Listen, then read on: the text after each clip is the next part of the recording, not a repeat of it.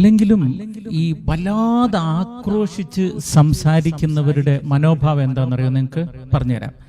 ഉള്ളിൻ്റെ ഉള്ളിൽ ഒരു താഴ്ന്ന മനോഭാവമുള്ളവർ മാത്രമാണ്. അതായത് ഞാനെന്തോ കുറവുള്ള ഒരാളാണെന്ന് തോന്നുന്ന ആളുകൾ. ഒന്നും കൂടെ പറഞ്ഞാൽ സെൽഫ് എസ്റ്റീം അല്പം കുറവുള്ള ജനങ്ങൾ മാത്രമേ മറ്റുള്ളവരോട് വല്ലാതെ കയർത്ത് സംസാരിക്കുകയുള്ളൂ. രണ്ടാമത്തെ ഒരു മനോഭാവം, ഈ കയർത്ത് സംസാരിക്കുന്നവരുടെ പ്രത്യേകത, അവരെക്കാൾ കഴിവുള്ളവരോട് കയർത്ത് സംസാരിക്കില്ല. അവരെപ്പോഴും കയർത്ത് സംസാരിക്കുന്നത് അവരെക്കാൾ കഴിവ് കുറഞ്ഞവരോടായിരിക്കും. അങ്ങനെ നമ്മളെക്കാൾ കഴിവ് കുറഞ്ഞവരോട് കയർത്ത് സംസാരിക്കുക എന്ന് പറഞ്ഞാൽ അതിന് ഏറ്റവും നല്ലത് മക്കളാണ്.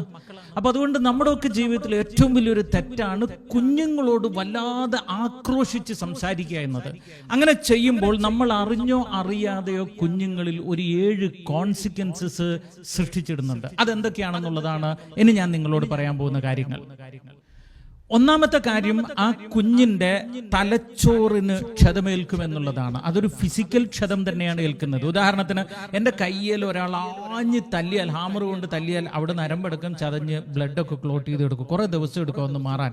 ഇതുപോലെയാണ് പെട്ടെന്ന് നിങ്ങൾ കുഞ്ഞിനോട് ഭയങ്കരമായിട്ട് അങ്ങോട്ട് ആക്രോശിക്കുമ്പോൾ കുഞ്ഞിന്റെ തലച്ചോറിന് ക്ഷതമേൽക്കും. അതിൻ്റെതായ ബുദ്ധിമുട്ട് ഭാവിയിൽ ഉണ്ടാകും. രണ്ടാമത്തെ കാര്യം എന്താണെന്ന് ചോദിച്ചാൽ, ഈ ആക്രോശം കേട്ട് വളരുന്ന കുട്ടികൾ ഉൾവലിയും. അതായത് അവരുടെ സെൽഫ് എസ്റ്റീം കുറയുകയും അവർ പതുക്കെ ഒരു തരം ഇൻട്രോവേർട്ട് ആയി മാറുകയും ചെയ്യും. മൂന്നാമത്തെ ഒരു അപകടം എന്താണെന്ന് ചോദിച്ചു കഴിഞ്ഞാൽ, അവരൊരു കാര്യവും മാതാപിതാക്കളോട് തുറന്നു പറയില്ല. കാരണം അവരുടെ ചെറിയ വിഷമങ്ങൾ അവർ തുറന്നു പറഞ്ഞപ്പോൾ നിങ്ങൾ ഒരുപാട് ആക്രോശിക്കുകയും ഷൗട്ട് ചെയ്യുകയും ചെയ്തതുകൊണ്ട് കുട്ടികൾക്കൊരു തെറ്റിദ്ധാരണ വരും, എൻ്റെ അപ്പനോട് അമ്മയോട് ഒന്നും പറയാതിരിക്കുന്ന നല്ലത്, പറഞ്ഞാൽ അവരൊച്ച ഉണ്ടാക്കും. നാലാമത്തെ കാര്യം എന്താണെന്ന് ചോദിച്ചാൽ, അവരിങ്ങനെ ചിന്തിക്കും, ഞാൻ എന്ത് തെറ്റ് ചെയ്താലും എൻ്റെ അപ്പനും അമ്മയും എന്നോട് ഇത്രത്തോളം ശബ്ദത്തിൽ ആക്രോശിക്കുന്നത് കൊണ്ട് മറ്റുള്ളവർ എന്നോട് തെറ്റിയുമ്പോൾ ഞാനും ആക്രോശിക്കാം. ഈ കുട്ടികൾ എന്ത് ചെയ്യുന്നറിയോ? സ്കൂളിൽ ഇളയ കുട്ടികളോട് ഇവർ വല്ലാതെ ഷൗട്ട് ചെയ്യും. വീട്ടിൽ തന്നെ ചിലപ്പോൾ അനിയത്തിയോട്, അനുജനോട് ഷൗട്ട് ചെയ്യും. ചിലപ്പോൾ ഇവരെക്കാൾ പ്രായം കുറഞ്ഞവരോട് സ്കൂളിൽ പോയിട്ട് ഷൗട്ട് ചെയ്യും. കാരണം അവർ പഠിച്ചിരിക്കുന്നത് ഷൗട്ട് ചെയ്താലാണ് കാര്യങ്ങൾ നടക്കുള്ളൂ എന്നതാണ്. അഞ്ചാമത്തെ ഒരു തെറ്റിദ്ധാരണ മക്കൾ പഠിക്കാനുള്ള കാര്യം ഇതാണ്. ഓരോ പ്രാവശ്യം ഷൗട്ട് ചെയ്യുമ്പോഴും ഭയന്നിട്ട് അവരനുസരിക്കും. അല്പ കയ്യും അവർ പഴയ സ്വഭാവം കാണിക്കും. നിങ്ങൾ നോട്ട് ചെയ്തിട്ടുണ്ടോ നമ്മുടെ മക്കളുടെ സ്വഭാവം?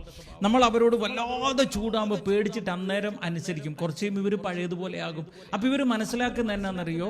തൽക്കാലം അനുസരിച്ചാൽ മതി എന്നുള്ള ഒരറിവാണ് അവർക്ക് ലഭിക്കുക. ആറാമത്, മനഃശാസ്ത്ര വിദഗ്ധന്മാർ പറയുന്നത് മൂഡ് സ്വിങ്ങിങ്ങും അതുപോലെ തന്നെ ഡിപ്രഷനും വിഷാദ രോഗവും മക്കളിൽ വളരാനുള്ള ഒരു കാരണവും ഈ ആക്രോശിക്കലാണ്. അതായത് കുഞ്ഞിലെ പ്രായപൂർത്തി ആവുന്നതിന് മുമ്പ്, ഒരുപക്ഷെ ചിലപ്പോൾ ഒന്നാം ക്ലാസ് പഠിക്കുന്നത് മുതൽ 10ന്റെ ഇടയിലാകാം, ചിലപ്പോൾ 1ാം ക്ലാസ് പോകുന്നതിൻ്റെ മുമ്പാകാം, നിസ്സാര കാര്യത്തിനോട് കൊച്ചുങ്ങളോട് ഷൗട്ട് ചെയ്ത് സംസാരിച്ചിട്ടുണ്ടെങ്കിൽ പ്രായപൂർത്തിയായി കഴിയുമ്പോൾ അവർക്ക് വിഷാദരോഗം ഉണ്ടാകുമെന്നാണ് മനഃശാസ്ത്രജ്ഞന്മാർ കണ്ടെത്തിയിരിക്കുന്നത്. ചില മനഃശാസ്ത്രജ്ഞന്മാർ പറയുന്നു, സൈക്കോസൊമാറ്റിക് ഡിസീസിൽ വരുന്ന ചില പ്രശ്നങ്ങൾ, അതായത് ഇടയ്ക്കിടയ്ക്ക് മൈഗ്രെയിൻ വരിക, വയറ്റിൽ അൾസർ വരിക, ഹാർട്ടിന് പ്രോബ്ലം വരിക, ബ്ലഡ് ഓട്ടം നന്നായി നടക്കാതെ വരിക, ചില സ്കിൻ ഡിസീസുകൾ വരിക, ഇതിനെല്ലാം സാധ്യതയുണ്ടത്ര കുഞ്ഞുങ്ങളോട് പ്രായത്തിന് മുമ്പ് നമ്മൾ ഷൗട്ട് ചെയ്ത് ഭയപ്പെടുത്തി വളർത്തിയാൽ. അതുകൊണ്ട് തന്നെ കേട്ടുകൊണ്ടിരിക്കുന്ന മാതാപിതാക്കൾ പ്രത്യേകം ശ്രദ്ധിക്കേണ്ട ഒരു കാര്യമാണ്, മക്കളോട് അനാവശ്യമായി ആക്രോശിച്ച് സംസാരിക്കരുത്.